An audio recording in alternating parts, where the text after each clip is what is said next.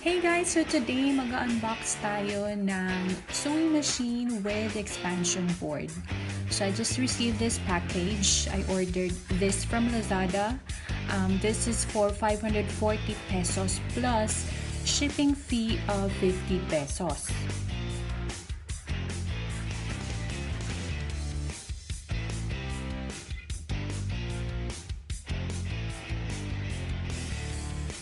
So this is the expansion board.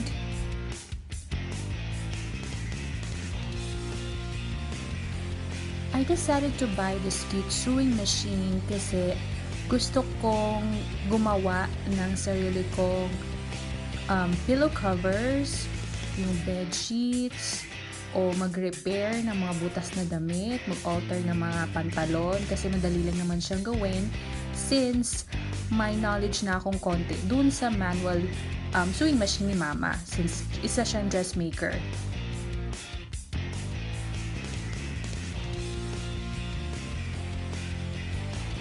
As you can see, maliit lang yung makina.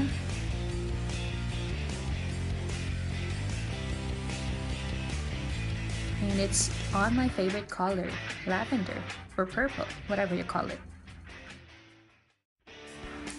You will notice then na merong nakalagay na tela doon sa pinaka-needle niya.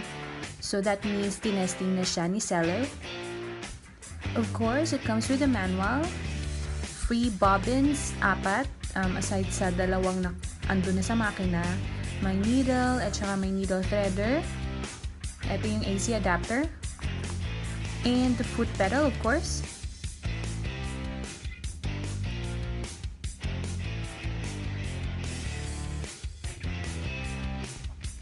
It's in a perfect setting already. We don't want to mess up anything that was set by the seller kasi it's working fine. So, as I've seen, maganda naman yung pagkakatahi niya. So, perfect yung setting. Do not turn anything once you receive it.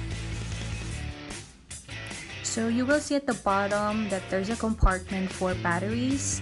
It will need 4 AA batteries. And that is, ladies and gentlemen, your portable sewing machine. Before I forget, you will notice there, the compartment also, yan ang nilalagyan ng bobbin para sa isa pang thread kasi this would be a dual thread sewing machine.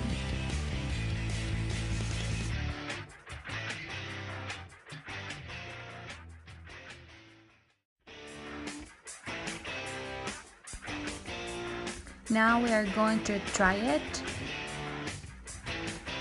So, tinutupi ko itong pang green screen sana namin. Unfortunately, I bought the wrong color. This one is darker. But we'll still sew it anyway.